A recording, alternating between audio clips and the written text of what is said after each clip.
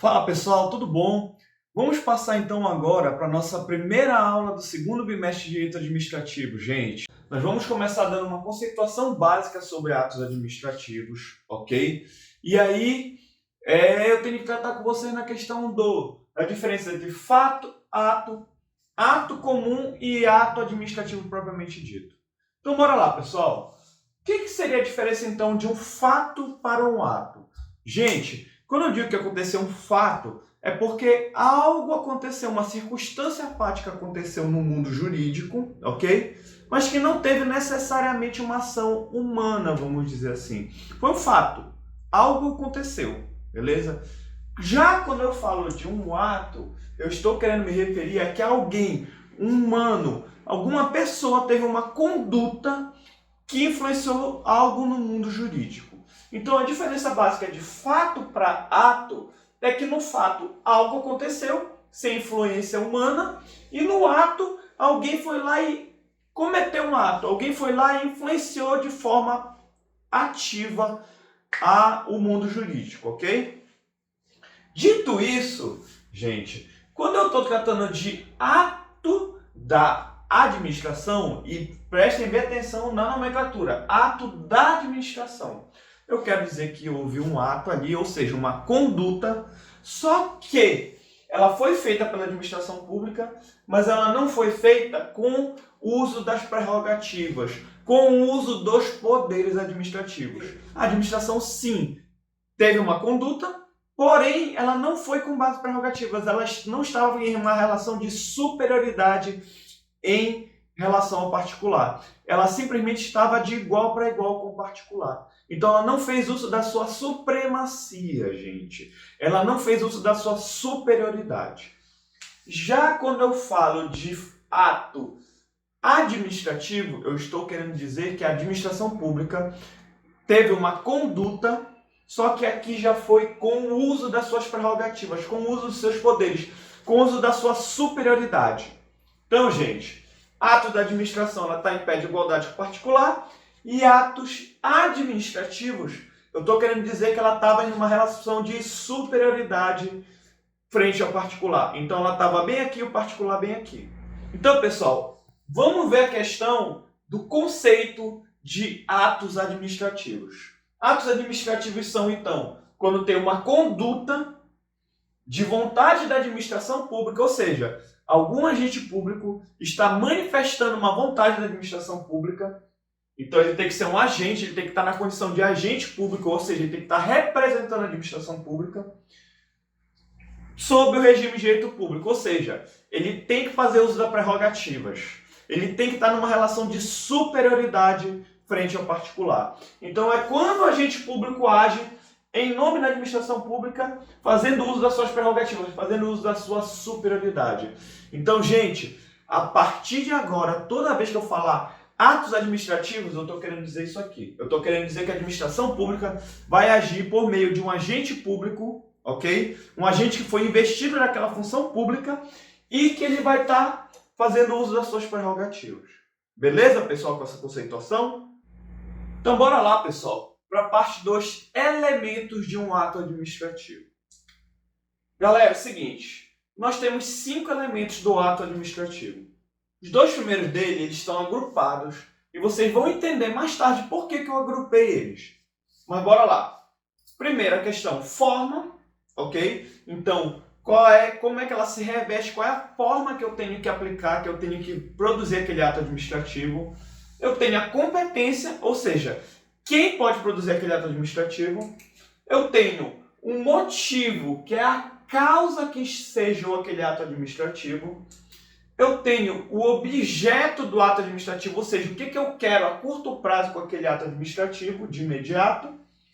E a finalidade, que é aquela finalidade, aquele objeto mais abrangente. É aquela lá na frente, o que eu quero atingir com aquele ato administrativo, ok?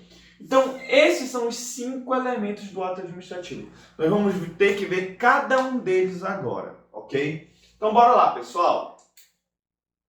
Primeiro elemento que eu vou tratar com vocês é a questão da competência. A competência é muito simples. Quem pode praticar aquele ato administrativo?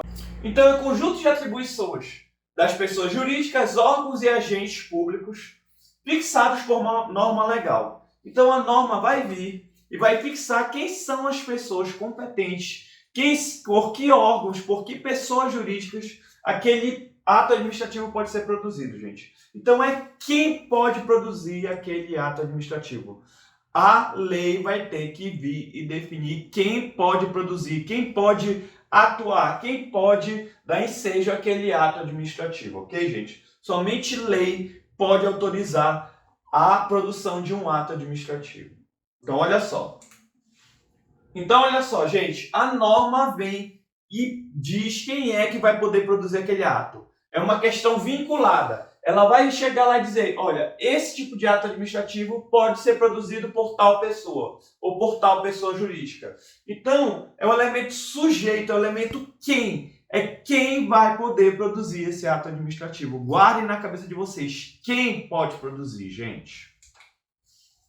Um exemplo que eu posso dar para vocês é Decreto 3.365. Desapropriação por utilidade pública. Gente, quem é que pode produzir um ato de desapropriação por utilidade pública? Olha só.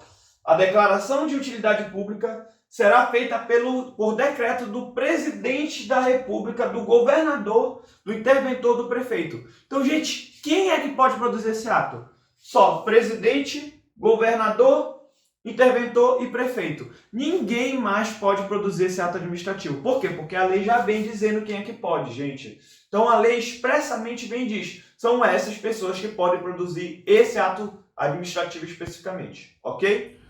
Então, pessoal, segundo elemento do ato administrativo, olha aí, forma. Gente, o que é a forma de um ato administrativo, galera?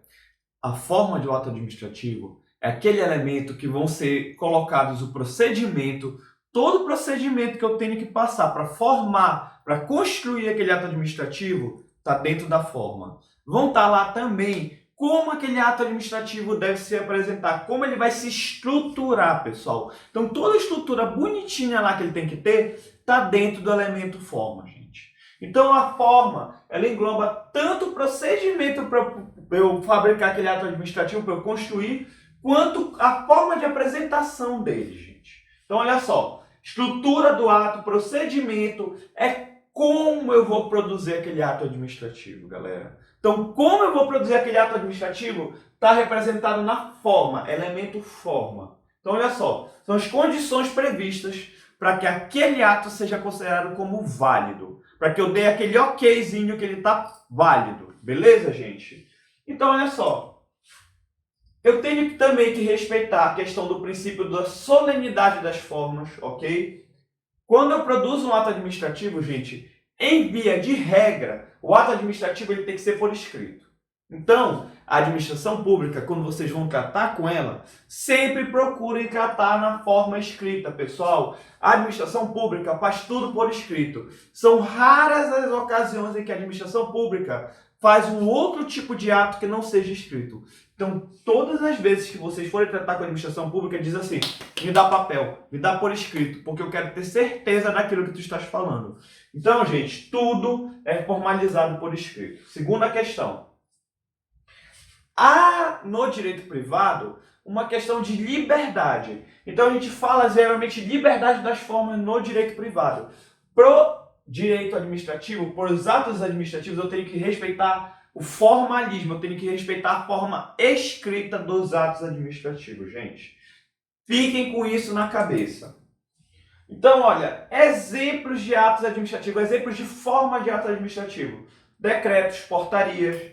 O que eu tenho que colocar? Data, local, assinatura. Então, toda aquela estrutura formal, toda aquela estrutura morosa, toda aquela estrutura solene, eu tenho que ter previsto em lei de como o ato administrativo vai ter que se apresentar. Então, data, hora, local, assinatura, tantas testemunhas, carimbo de não sei quem, que tipo de slogan que tem que ter, de brasão, tudo isso é ato administrativo na sua forma. A forma com que o ato tem que se apresentar, ok?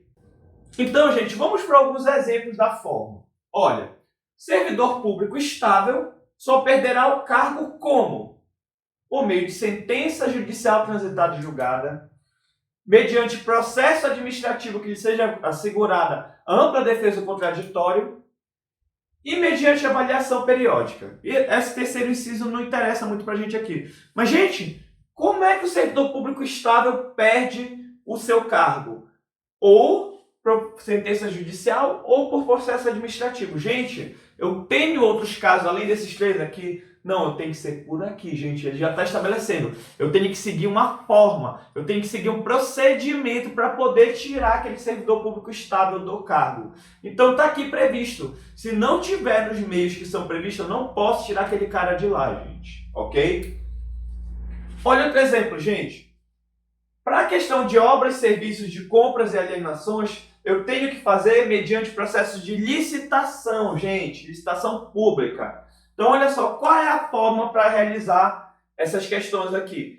Licitação e pública. Eu não posso simplesmente chegar lá e toma, vende ou compra simplesmente com a tradição. Eu tenho que fazer por meio de licitação, porque essa é a forma para esse ato administrativo. Beleza, gente? Então, tá aqui a forma pelo qual eu tenho que fazer essas questões. Beleza? Então, olha só. Já tratei dos dois primeiros elementos do ato administrativo. Competência, quem vai fazer, e forma, como ele vai fazer. Eles estão agrupados por um motivo, gente. Lá na frente a gente vai saber qual é esse motivo, mas fiquem com isso na cabeça, não esqueçam disso. Beleza? Agora, exceções do elemento forma. Gente, ok, eu falei para vocês que sempre vai ter que ter forma escrita por causa da solenidade. Os atos administrativos são solenes, gente. Agora, vocês conseguem pensar em exceções para a questão da forma? Tem exceções para a questão dele ser sempre escrito? Pensem aí. Lógico, gente, que tem exceções. Primeira exceção, oral. Primeira exceção são atos administrativos orais. Gente, vocês nunca se depararam com a questão de, por exemplo, vocês estão lá e o administrador público sempre fala assim, pare, ou siga, ou então, olha, ele dá um comando de voz para vocês, você está preso, ou você não pode seguir por aí. Gente, em situações de urgência e emergência, eu vou poder relativizar essa questão da forma escrita, ok? Então, aquele agente público, ele relativiza a questão da forma escrita justamente porque ele não pode chegar lá e fazer assim, olha, pare. Ele não pode fazer isso, gente, ele não tem tempo. Não é viável que ele faça por escrito primeiro. Então, ele vai poder fazer na forma oral, ok? Porque é uma situação que enseja uma forma diferente de atuar do agente público, ok? Então, olha só, exemplos. Artigo 60, parágrafo único da Lei 8666. Gente, quando eu tiver contratos de pequeno valor, e aí ele vai dar quais são os casos do contrato de pequeno valor, eu vou poder simplesmente chegar lá e fazer na forma oral, na forma verbal. Eu posso chegar lá nesses contratos de pequeno valor, simplesmente puxar o dinheiro da carteira, comprar por forma verbal e pronto, acabou. Depois eu vou ter que comprovar aquilo ali, quando eu chegar lá na repartição pública. Mas a princípio eu não preciso fazer por licitação, não preciso fazer por escrito, entendeu? Posso fazer na forma oral, chegar lá e fazer a compra simplesmente. Nessa questão de compras de pequeno valor, ok? Então isso é um exemplo de forma verbal. Então, gente, vocês conseguem pensar em um outro exemplo além da forma verbal? Gente, olha essa imagem e me diga se vocês nunca viram isso. Gente, o que o agente de trânsito está fazendo aí? Ele está fazendo um sinal. Então, gente, quando um agente administrativo faz um sinal, ele está fazendo atos administrativos gestuais. Está fazendo um gesto, prossiga. Ou ele está fazendo um gesto, pare. Aqueles atos administrativos também são válidos, gente. Por quê? Porque eu não posso ter todos os atos administrativos por escrito, ainda mais nessa situação. Então imagina se, nesse caso aqui, o agente público fosse fazer assim, pare. E ele simplesmente mostrasse. Gente, ele não ia dar tempo. Imagina se todos os casos ele fosse ter que fazer isso. Então ele faz simplesmente um gesto, ele simplesmente apita. Então é permitido que ele faça atos gestuais, gente. São exceções à forma escrita. Então olha só. Então, pessoal, vamos ver de onde é que vem essa abertura para exceção da forma gestual do agente de trânsito. Olha só, Código de Trânsito Brasileiro vem e diz que são sinais de trânsito, ou sinais de trânsito classificam-se em luminosos, sonoros e gestos do agente de trânsito. Então, gente, a lei vem permitindo que o agente de trânsito se comunique por meio de gesto. Então, o gesto dele é um ato administrativo, é um ato que é carregado de supremacia, que é carregado de superioridade. Ok, pessoal, tranquilo com essa história do gesto. Então, olha só, pessoal, vamos para o artigo 89. Ele vai dizer assim, olha, a sinalização de trânsito terá a seguinte ordem de prevalência. Olha o que está bem aqui. As ordens do agente de trânsito sobre as normas de circulação e outros sinais. Gente, então, quando o agente de trânsito faz uma sinalização, faz um gesto, ele tem preferência número 1 nos sinais, preferência até mais do que o semáforo. Então, olha só, o Código de Trânsito Brasileiro já vem e diz isso pra gente, já vem e diz que é possível essa exceção da forma gestual dos agentes de trânsito. Ok, pessoal, tranquilo? E aí eu pergunto uma coisa para vocês, pessoal. E o silêncio, gente? O silêncio pode ser encarado como um ato administrativo? Pensem comigo. Quando eu tenho para vocês pensarem aí. O silêncio pode ser um ato administrativo?